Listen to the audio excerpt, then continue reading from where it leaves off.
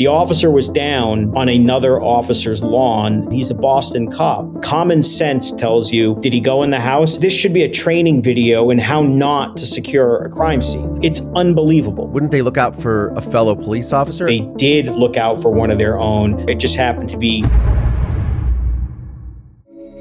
Testimony continued today in the most notorious criminal trial, and Dr. John Boyle is accused of killing his wife, Maureen. The boy confidently told the jury it was his decision to testify against his father. I heard a scream, I heard a thud. It was about this We, loud. the jury, find the defendant guilty.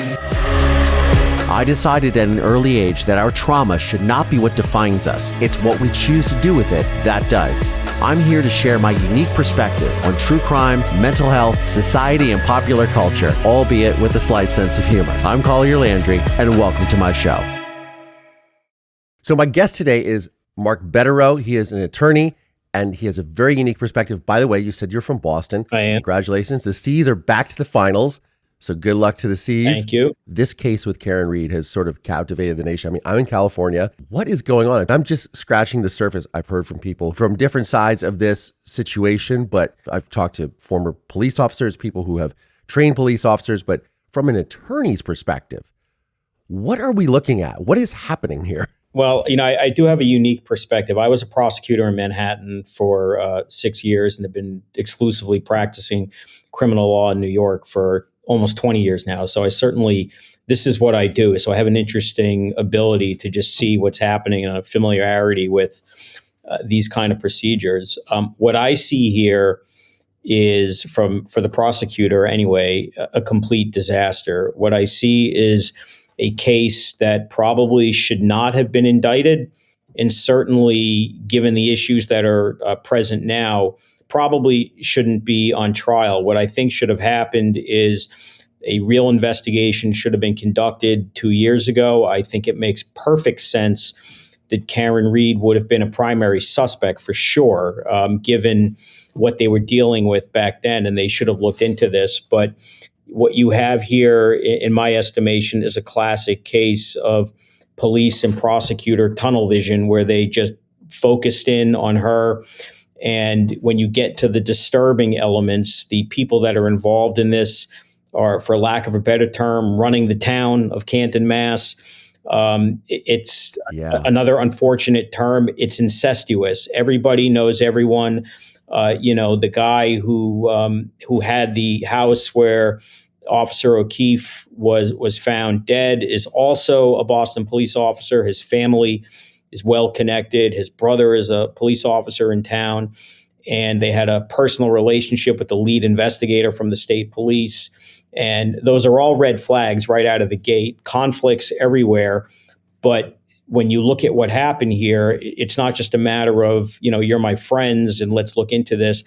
There appears to be something very devious going on. Exactly what that is, you can't say, but there's a lot of evidence that people who claim to know absolutely nothing about what happened and resulted in John O'Keefe lying dead on the house in which they were in fact, were communicating with each other at that time period, in the immediate hours after that, and in the immediate days after that, and talking about very weird things and doing things that people who are not involved in something bad generally don't do.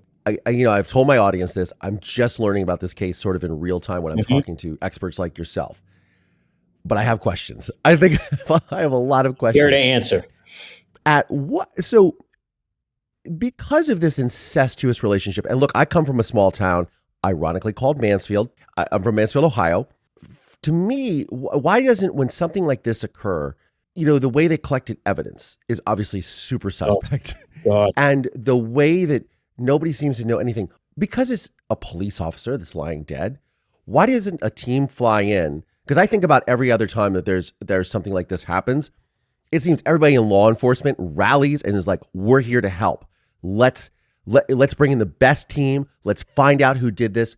This just seems like, for lack of a better word, no disrespect to anyone, but a schlock job. One of the worst things about this whole situation, I think you just put your finger on it. It's kind of sad in many ways. By all accounts, John O'Keefe was a good guy. I mean, just everybody seemed to like him, a dedicated police officer. We've forgotten about him. And as someone who's the son of a perpetrator and a victim, that's very concerning. Well, the thing in this case is, this is unfortunate, but he's just a corpse on a lawn is the way that this case is proceeding. And as you noted, when a police officer, and a popular one at that, is found dead, and whether it be a homicide or just something that requires investigation, that is always all hands on deck in the police department. The blue wall, I don't mean that in a disparaging way. I mean, officer down, brother down, we're going to solve this crime.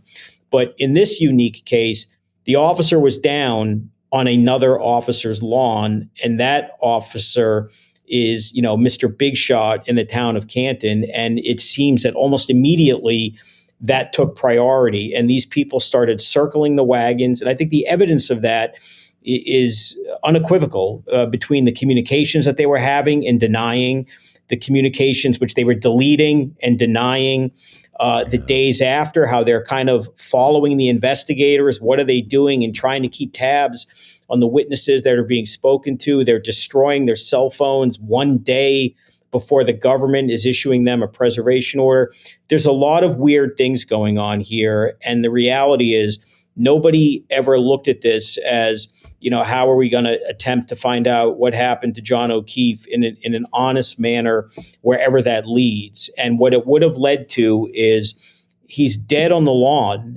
Common sense tells you, did he go in the house? It doesn't mean he did or he didn't, but common sense would tell you that a police officer would knock on the door and say, hey, was he in here? What happened? They didn't do that. And if you watch the first week of this, what feels like 8-year trial at this point, the local cops basically called the state police within an hour or so of being on the scene. And according to them, the state police said, we're not coming out to secure a crime scene, which is incomprehensible. Not even just because he's a police officer, but there's a dead body on a lawn. And the local cops then said, well, we're going to leave. And the crime scene was abandoned within an hour or two, which means at that point, you've lost the integrity of the crime scene. And these defense arguments about the possibility of planting evidence or evidence being tampered with, this all becomes real because they left by 8 o'clock in the morning and just left this yard unattended to. It's unbelievable. Okay, so hold on. Why did they not come out? I mean, I understand it's New England. It's, it's the end of January. No, not that's the best weather. That's not the best weather. But yeah, so what is? So there's no excuse.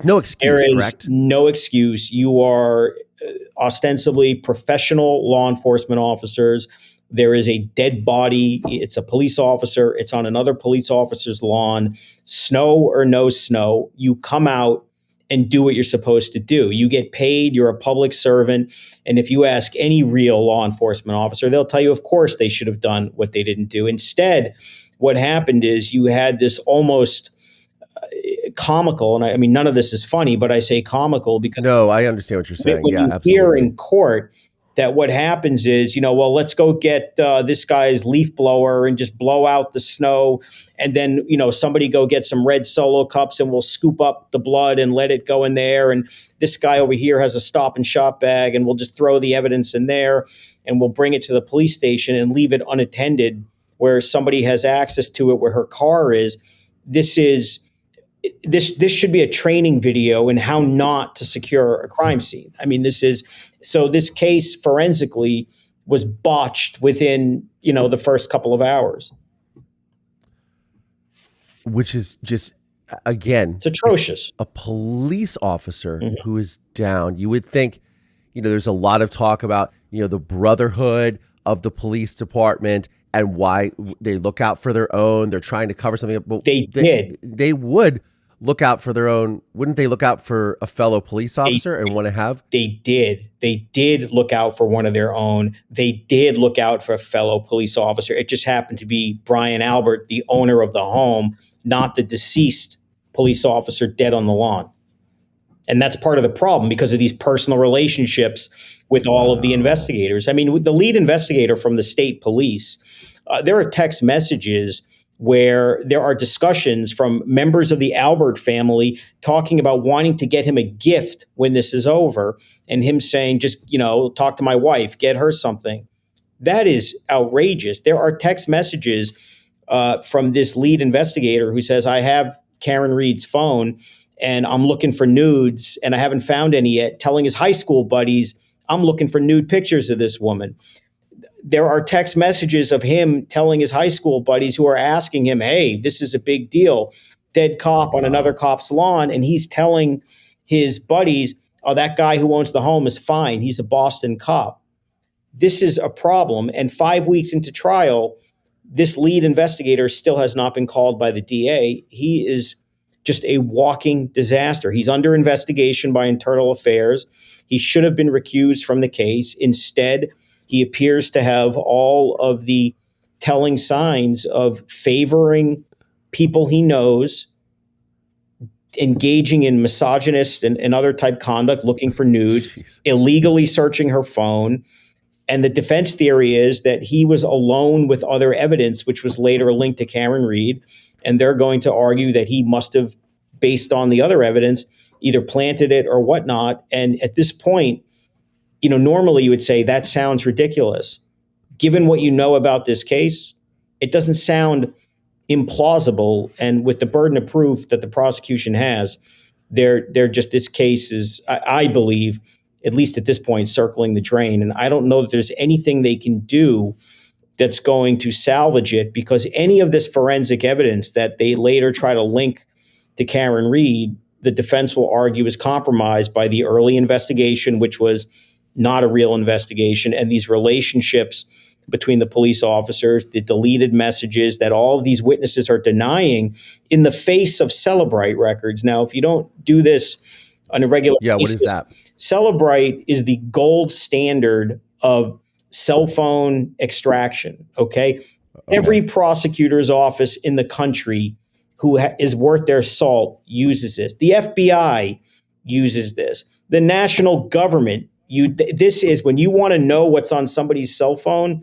You do there are various forms, but you do a Celebrite extraction, and they will pull off whatever is on your phone, and they can generate a report, a PDF, depending on how big your phone is, how much data is on it. Those reports can be tens of thousands of pages, text messages, photos, emails, contacts, and all of these deleted messages and Google searches are on in these records that the FBI actually had. And you're in a situation now where these witnesses who were in the home where John O'Keefe was found on the lawn are basically denying evidence that is contained in the Celebrite records. And you're in the very unique situation of having a DA's office, probably for the first time that anyone can recall, if you do this for a living, where the DA's office is the one arguing against the reliability of a Celebrite expert and saying, trust the witnesses and we'll find some other expert. Never mind the defense expert who is, an expert in Celebrite analysis. It's mind-boggling. Okay. So, again, I don't mean to laugh. No, it's a man is dead and a woman is on trial for this. I mean, for murder. For second degree murder. Could get life in prison. Where she could get life in prison. And, and I'll get to this in a second, because my friend who I was talking to last night said, this can happen anywhere. And I was like, that's scary. That's really scary when you think about it. And I think that's what's captivating this sort of national interest on this is this a frame job, right? But going back to these Celebrite records, is this the same thing as when they gray key a device? I have friends that work in the feds, and if they can't get access from Apple, they gray key something to just get all the access. So this is standard that these are admissible in court. Absolutely. And this is what it is. And so you're telling me the prosecutor's saying there's no way that's accurate. They're challenging Celebrite records that the defense is in possession with, that they're going to attempt to say doesn't really mean what it says, and call an expert to say, for example, there is a Google search, which is of critical importance in this case, where Ha's dying cold or something. It's a typo, but how long to die in the cold. And that search, according to the defense Celebrite records, was made by Jennifer McCabe at 2:27 in the morning. Now, according to all of those people, they never saw John O'Keefe.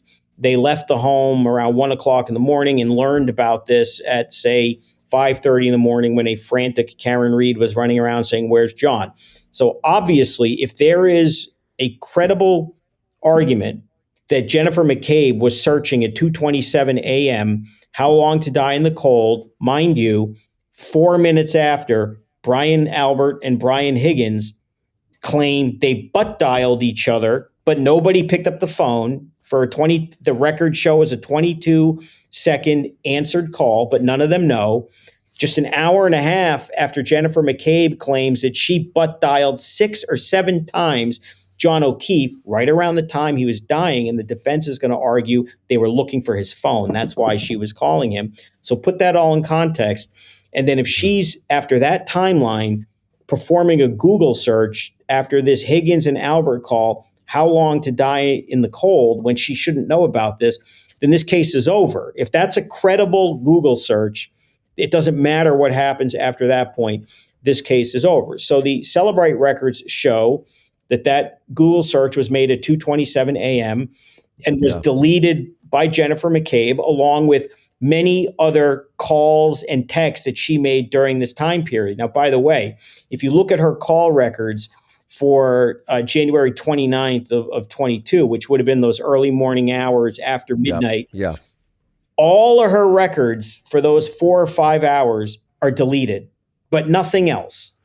So they don't know about the butt dials. They don't know about the deletions. It's all a mistake. And she stood in court, looked at the jury with a straight face and said, "I didn't do that. I didn't delete anything." And the DA apparently is going to call an expert who's going to attempt to say, those records must not tell the full story. And again, anyone who does this for a living, to see that the DA is attempting to undo the reliability of Celebrite records, which they initially sought, we are in bizarro world. And you wonder just if that alone isn't enough to make them wonder. And, but that's just part of it. I mean, there's going to be experts who testify for the defense, and this is beyond bonkers. We know the feds are doing an investigation, and as part of that investigation, they retained an independent accident reconstruction firm. I mean, that's like a cottage industry, an expert, whether it be car accident cases or vehicular homicide cases. So during their investigation, the feds wanted to know, let's assume that they're agnostic as to what happened. So naturally, they want to know, let's see what they tell us. So they hire a firm with 3 different experts who analyze all the evidence, and 3 out of 3 apparently come back to them and say that the damage on the car, combined with the damage to John O'Keefe's body, combined with the district attorney's theory of her backing into him at this rate of speed, and combined with the taillight and all of that they're not consistent. In other words, in layman's terms, it's in our expert opinion, he was not hit by her car. 3 out of 3. Now, the defense is aware of this, not because they hired a bunch of experts to, how much to pay to say what we want, because the federal government told them. They felt compelled, as part of the disclosures and fundamental fairness, that knowing that she's on trial, to let the defense know. So now these witnesses are going to testify for the defense, and the prosecution has no expert to rebut this. And the defense is going to establish that these experts, they're not going to be able to say that they were part of a federal investigation, but they're going to be able to say, we didn't engage them for the purpose of paying them for an opinion. That, we learned of them, we got these reports after the fact, and then they're going to march in these 3 witnesses who are all going to say, this makes no sense. And it's easy to understand why, because they claim that she backed into him at 24 miles an hour, give or take. It's 62. She was 62 feet away, which doesn't even make sense to me how she could accelerate in an SUV. Well, not only that, but there's testimony about cars were lined up on the side of the street. But So, if you are, I mean, the medical examiner hasn't testified yet, but somehow autopsy photos are out there. It's probably shouldn't happen out of respect. Of course there are. But Of course. no, I mean, it is what it is. But just, what's out there is out there. And when you look at the injuries to John O'Keefe's body, he has a very large, probably, I'm not a medical expert, fatal gash to the back of his head. He has his face is bruised, his eyes are bulging. He's got a whole bunch of scratches on his arms. But what he doesn't have is what appears to be anything that would be that blunt force trauma to cause that. It doesn't match the car. And he's also missing a belt. And the idea of being hit by a car at 20 miles an hour, if you're wearing a fastened belt, that's not going to fly off you. No. You've seen high-speed, awful car accidents on the interstate. I mean, I have seen this stuff, unfortunately. Sometimes you see someone's shoes go flying off. But 20 miles an hour wearing a fastened belt doesn't seem believable. The other problem they have, this being like a modern SUV, the taillight is made of polycarbonate, which is tantamount to that shatterproof type of glass. It's hard as a rock.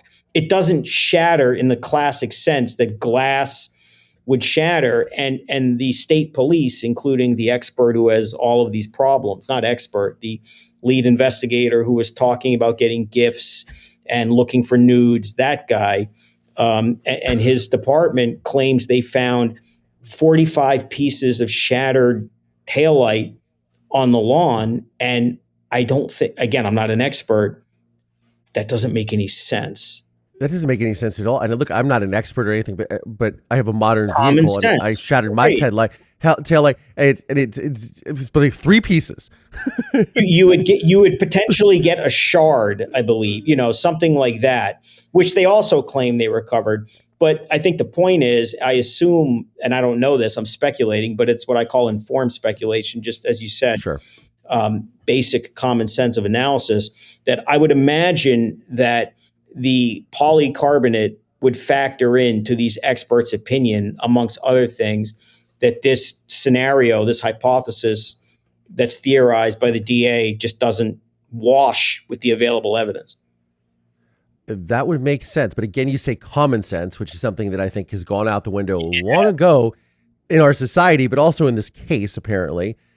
Okay, so talk to me about this lead investigator. Who is this lead investigator? Is this the state trooper? I can't recall his name, but who is this person? His name is Michael Proctor, and the irony is he became the lead investigator after the local police essentially recused themselves because of all this incestuous relationships. So, and didn't Michael Proctor's mother refer to the Alberts as like family to them? Yeah, no, they go to weddings together. They babysit children. Now, bear in mind, for the better part of almost 2 years, Proctor and the district attorney, not the poor guy who goes to court every day and has to try this case and, frankly, in my view, embarrass himself. I'm talking about the elected official, have both denied that Michael Proctor had any relationship whatsoever with any of the witnesses in this case. That is patently false. The DA has never corrected that. They've never had to stand to account for that. It's outrageous. Proctor, there are some reports that he actually, when he testified in the federal grand jury in this case, initially denied having a relationship and then got what I call some good legal advice under threat of what could happen to him. And from what I'm told, corrected his testimony and said, okay, there was. But, for him to be the lead investigator on this case is just bonkers. Bonkers. Yep. Wow. And he's, as I said, he's under investigation for his internal affairs division, but this was before this all happened and everything. So he's under investigation from something previously. No. Correct? My understanding is he's under investigation for his conduct in this case, and that may relate to the text messages about possibly accepting gifts, about not being forthright about his relationship. And he's the one who discovered the nudes, right? And was texting people. Yeah. Like, I'm looking Well, for... that's a problem anyway, because if he took her cell phone and then searched it without a warrant, which he clearly did, just based upon telling his friends, I'm looking for nudes. Yes. Even if you get by the just disgusting nature and the misogynist basis, just because, we have It's ridiculous. a defendant in this case who is an attractive woman. So naturally what I'm going to do is look for nudes. I mean, that's just outrageous. But he's also violating her civil rights in searching her phone without a warrant. As the defense has alluded to, there were privileged communications, lawyer-client conversations, which is another violation. He clearly did it intentionally. I mean, one could make the argument that under federal criminal law, he committed a crime by intentionally violating, her civil rights, and certainly civilly.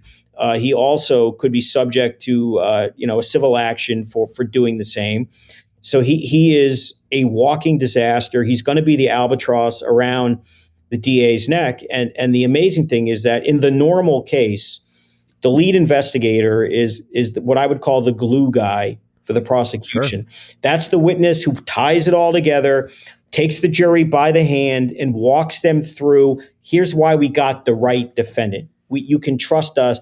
We did a good investigation.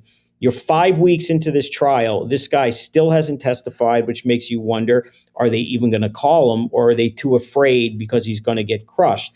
Now, if they don't call him, is the defense going to call him? Because that's the first person I would call. Absolutely. And not only that, will they call him, but you better believe that they will remind the jury in summations that how dare they bring her to trial with this case, and they don't even have the guts to call their lead investigator, and ask yourself why, and why, based on A, B, C, and D. So I think ultimately the DA is going to have no choice but to hold their nose and call him. I think it would be incompetence to an unprecedented level not to call him.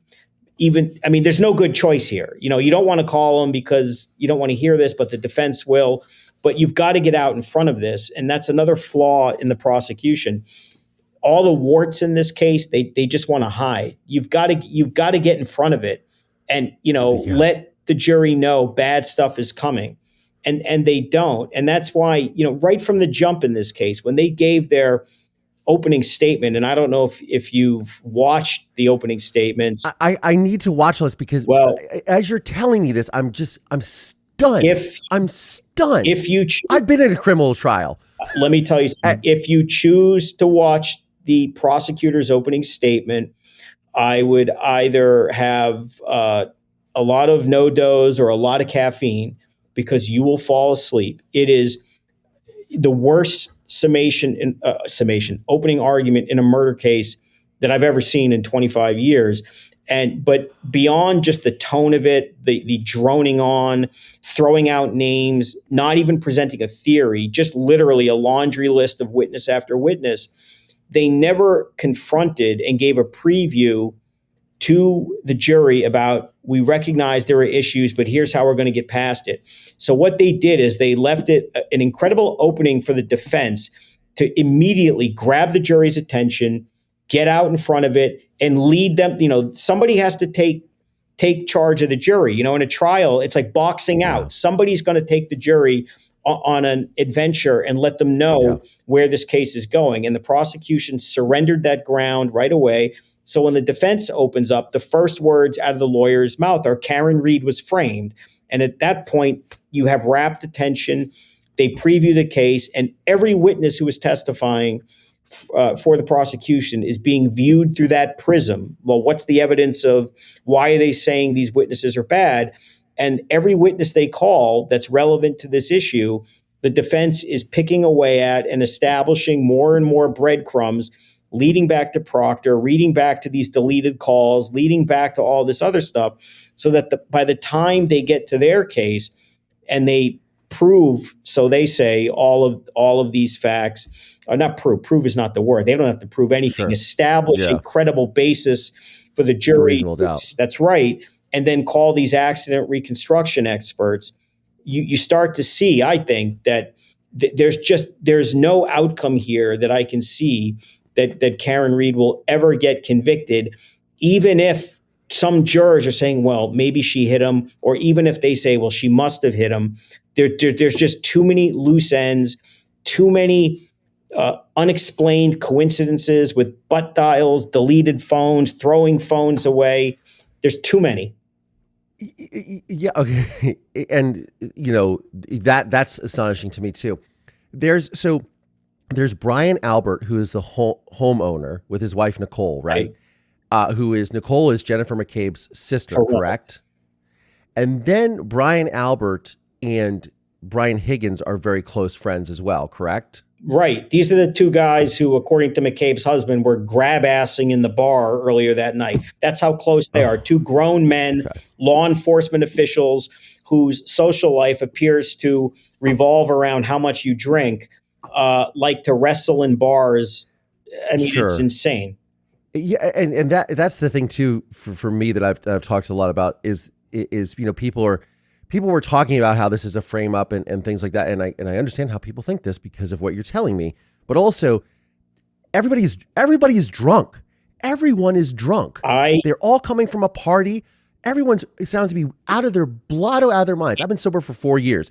I've been blotto out of my mind. I couldn't tell you what I did. I'm watching this trial and hearing witness after witness. And if I didn't know any better, I would think that the official sponsor of this trial is White Claw. You could not get more advertising for that company than listening to every Albert and McCabe talk about how much White Claw they were all drinking. It's insane. They were... Okay, hold on. I'm not going to pass judgment. You're telling me they're drinking White Claw? Some of them are, and some of them are drinking beer. Come on, bro. You're from Boston. We don't drink White Claw. You would think they didn't, but I think a lot of the cops were drinking beer, and I think Higgins testified that he's a whiskey and we drink Jameson or vodka. Right. Like, no, I'm not promoting drinking, but no, I understand this, especially somebody who's been sober for 4 years. But my question. So that was my thing is it just sounds like an alcoholic mess. And then there's this question of these incestual sort of relationships between Karen Reed and Higgins, that they had a kiss or something. And then they somehow got involved after John O'Keefe was killed. Is that correct? No. So okay. There's so much conjecture. So one of the things, and again, if you do this for a living, it just makes your head spin and shake and say, why is the DA doing this? So their motive, their theory of a motive here, which you do not have to prove, by the way, but of course it helps to have a motive. A jury wants to know, why would she do this? Even though you don't have to literally establish. I mean, people can do terrible things for reasons that we can't comprehend, but it helps to know. Still wondering that about my father. I understand. Yep. I do understand that, but it helps to have a reason. Okay.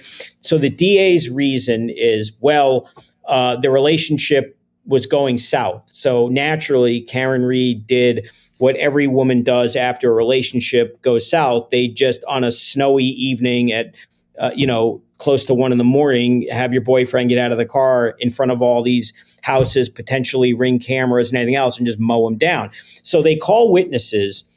They had gone to Aruba about a month before John O'Keefe died, and they're on vacation with a lot of other people. And as you alluded to earlier, there's a lot of this going on and a lot of whatever. And so I guess Karen Reed confronts one of John O'Keefe's friends about, were you kissing him or having something? And no, they weren't, but she got angry, and John O'Keefe said, I don't know where this relationship is going. And according to the DA, that starts the basis for maybe an argument they had that night. Now, mind you, at the bar, the night of the death, every witness in the bar with them says they were literally lovey-dovey. Those were the words being used by the witnesses.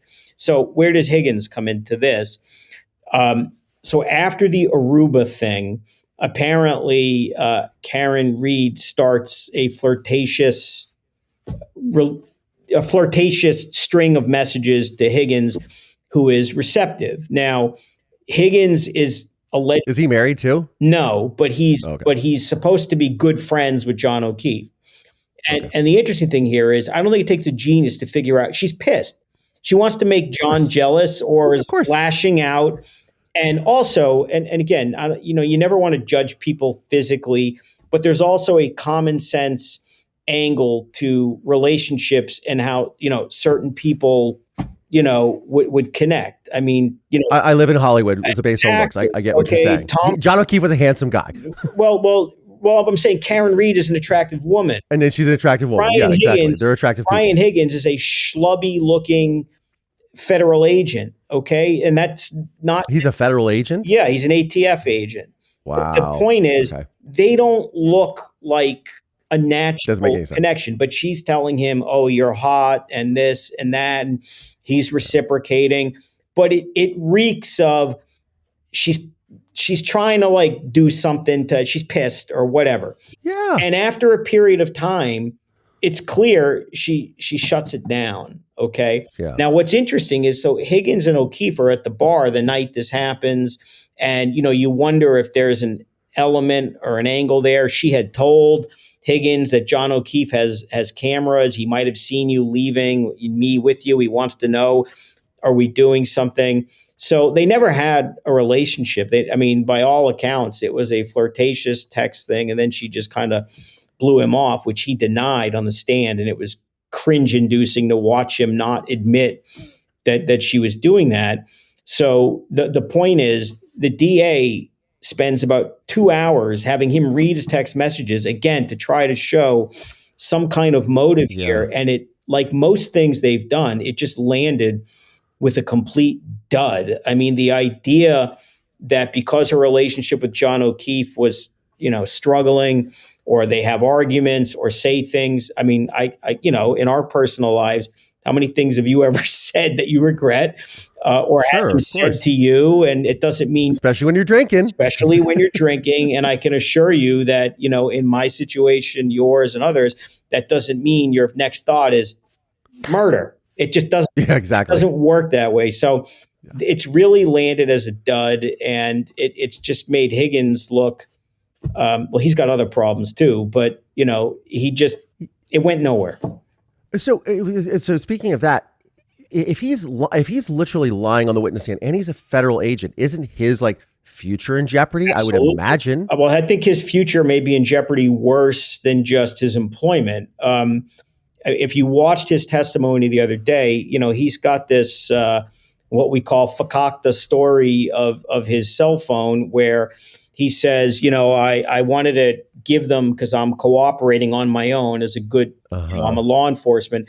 So I volunteered my text messages with Karen Reed and John O'Keefe to the police. Well, how did you do that? Well, I went to the FBI facility. I called my friend who's an agent who knows how to do extractions, and went, and basically he told me how to pull off those messages. And then I'm going to just dump the phone, get a new phone number, one day before he got a preservation letter. Makes perfect sense. But here's where it gets even worse. So when he's testifying under oath just a few days ago, he is asked if before you did that, did you wipe the phone clean, literally delete it before you ripped out the SIM card and put it in a garbage and drove it away? I mean, this is normal stuff for an agent to do, right? Not really. Right. So he said, no, I didn't do that. And he was shown a document from an interview that he gave in another proceeding.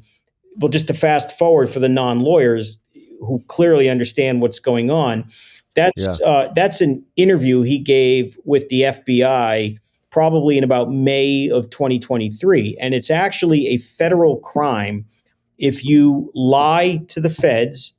It's a provable lie, and it's material to the matter under consideration, meaning it's relevant. It's not about, the traffic light was red or green. That would probably not be material. Who cares? Sure. So destroying cell phone evidence might be, though. Well, that's precisely it. So he's asked, didn't you tell the feds that you wiped the phone clean first and then did this?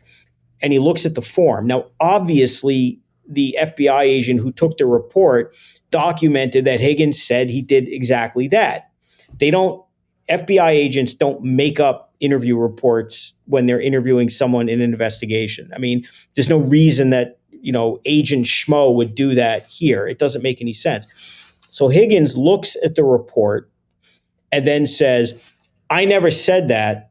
And then he volunteers another piece of information that he was never even asked about. And he says, and I didn't tell them that I extracted the messages from my father either, clearly implying that he told the FBI that too. So the information that he said under oath at the trial about what he did with his phone is not what he told the FBI in May of 2023. And he may very well be exposed, depending on whether the feds do it or not, to criminal prosecution for lying to the feds. Just dumber than dumb. Just dumber than dumb. That's unbelievable. It's also, one of the problems. This doesn't happen if the DA preps his witnesses, which he doesn't do. I mean, he's just throwing up witnesses who clearly. There was an incident the other day. I have to tell you, I hate to say in 25 years I've never seen this, and I feel like in this case it happens all the time. But this is an interesting illustration for how not to conduct a direct examination. He's calling a witness who is an IT guy. He's just there to say, I handed the state police a copy of camera video of the Canton Public Library because they're looking to see the cars that go by, to see is their taillight broken or fix a timeline, right? Now, I don't want to bury the lead here, but it turns out the video from the relevant time period is missing on the camera. How convenient, right? Proctor gets the video and it's missing. So there is no video of Karen Reed's car. How coincidental. But here's the worst part. So this guy's testifying in court. He's an honest man. He's just an IT guy for the town of Canton. He's got no skin in the game. Yeah, he's a dog in the fight. And so the DA shows him, as you do in every case, to build a foundation to admit evidence, a CD which purportedly contains an exact copy of the video that he turned over to the state police so that he can play it in court. That's what you do. Oh. And he hands it to the IT guy who says, that's not what I gave the state police. Oh, no. I mean, honestly, to see that happen, he literally didn't go over with this guy before he testified. I'm going to show you a disc. That's like DA 101. First year assistant district attorneys know how to do this. And in a murder case, which is probably the biggest murder case in Massachusetts in God knows how many years.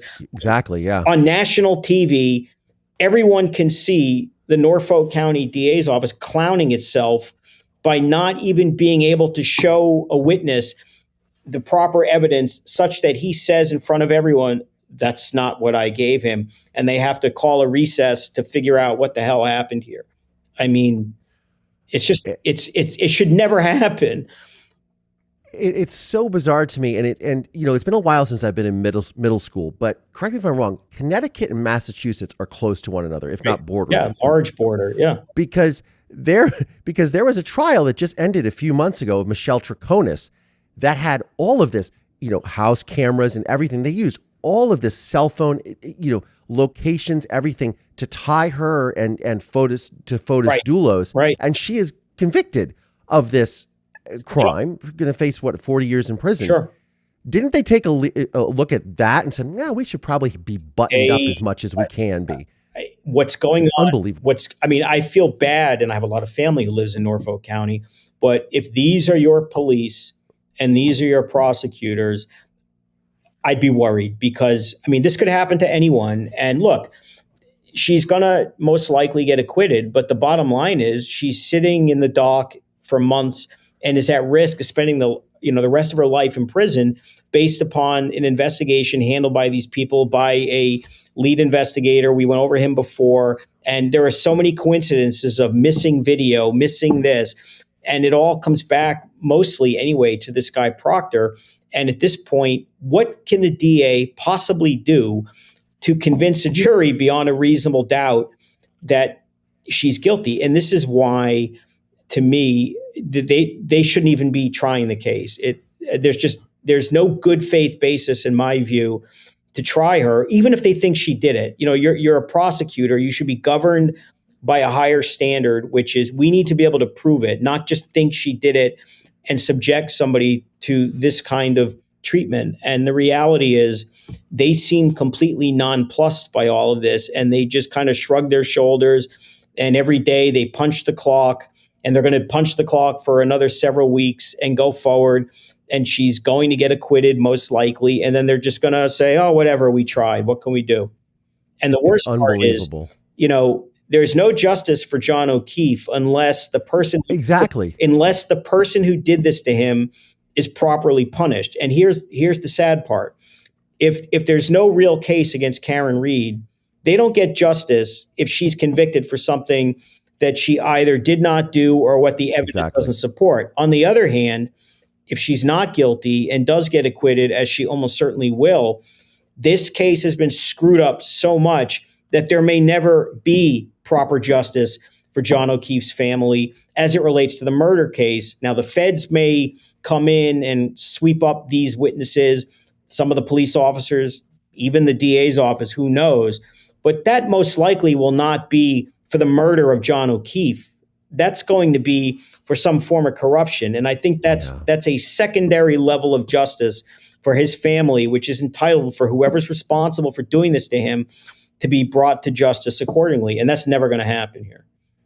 And that's, I think, the most unfortunate thing, because you have a good person, a good man. All accounts. Yep. Everything you can see, all accounts, a stand-up guy who now has been swept under the rug, and his family will never get justice. These children will never get the closure that they so rightfully deserve. And I'm not saying that convictions, trust me, I know firsthand, convictions don't give you closure. No. Nothing really gives you that closure. That's why you got to kind of, that's a whole other topic for a whole other day. But at the end of you want to see something happen. Right. And this man not forgotten. And on Karen, and you don't want to, and that's not sending the wrong person to prison. Right. Like just for the sake of doing it. This seems like this is just an outright mess. And Karen Reed's life is turned upside down, because everywhere she will go, I even see it in comments in these videos. Oh, she's going to prison. She did it. She did this. They talk about how the family's going to have a wrongful death lawsuit against her, even if she is acquitted. How does that even make sense? Is that even something that's practical, that she can be sued for wrongful death? There is so much online nastiness between I've never seen it in a case, and I'm not sure why that is, why people are so invested in she did it and whatnot. But the reality is, she's probably going to get acquitted. She may very well own half of the town of Canton in her own lawsuits when this is over. But she's still going to have to walk around, and there's going to be dirty looks, whispers, and some of these nasty online people, they're never going to stop, and they're not going to think, they're going to say, oh, she got privileged justice because she has resources and this, and got slick lawyers and all, that stuff's never going to go away. But yeah, of course, this whole thing is just a complete mess, and it's regrettable, all of it. But ultimately, I feel terrible for John O'Keefe's family, because they're just going to have their heads spinning with what's going on. Absolutely. And that's not fair. No, it's not fair. And that's not fair to his memory. No. And that's, I think, that's the real tragedy, is that it seems like two people have been dragged through this unfairly. And it's unbelievable. Nothing, and it could happen to anyone. It could. I know we're close to the edge here for today. One of the things that is really interesting, that summarizes how we were talking about earlier, how John O'Keefe isn't getting the respect, frankly, that he deserves, is all of these people that were in the house were testifying. He was our friend. He was our friend. Okay. They all know each other. That's fine. But when you look at the text message chain they had a couple of days later, where they say, tell everyone that the guy never came in the house. And Brian Albert says, exactly. Okay. So they're privately saying, we got to push the story. He never came in the house, which is already suspicious. But they refer to John O'Keefe as the guy. Now in court, he's our loved one. He's our friend. We were all in shock. But a couple days later, they're not talking about John O'Keefe. They're not talking about the tragedy that happened and how do we help. They're talking about self-preservation and pushing a story how the guy never came in our house. And I don't see how a jury is not going to look at the Alberts and McCabes and just not be repulsed by their behavior in the aftermath of John O'Keefe's death. I concur 100%. It's horrific. And then to search, we're going to find nudes of his girlfriend. I mean, this is just, that's really gross. It's gross. It's really, really gross. It makes you want to take a shower. I mean, it is what it is, but that's what it is. Oh, I mean, this is probably something that requires a much deeper dive. There's so much going on here, and it's a fluid, ever-changing situation, as you can see with the trial. But it's wild. This trial is, I feel embarrassed for the people who live there, that this is how that area of Massachusetts and its law enforcement structure is being perceived by the rest of the country. And it feels like, the movie Copland and something like that. It does. It's The Departed. Yes. And I mean, this is suburban Boston in 2022 when this happened. And you'd think you were, in another part of the country, somewhere else at another time. And it's awful for everyone to see this. And it's a terrible example for the public to see how the criminal justice system works, because this is not how it's supposed to work. I would concur with that. I always say, I'm not a lawyer. I'm not a psychologist. I'm not in law enforcement. I'm just a guy who's been through a lot of shit. Right. But maybe I should have been a lawyer. I do a better job than these guys. You might, yeah. Plenty of time to go to law school. My guest today is Mark Bederow. Mark, he is an attorney at law. Mark, where can my audience find you? X, Twitter, whatever you call it. It's just Bederow Law. My last name, law.com is the best place. Thank you so much. Mover Nation, thank you so much for watching. Thank you so much to all my channel members and Patreon supporters. And for more exclusive content, behind the scenes videos, monthly VIP meet and greets and watch parties, please consider supporting me on Patreon or by becoming a YouTube channel member. If you like this video, check out this one right here or this one right here. And don't forget to like and subscribe because it helps with the algorithm. On that note, I'm Collier Landry. I'll see you on the next one.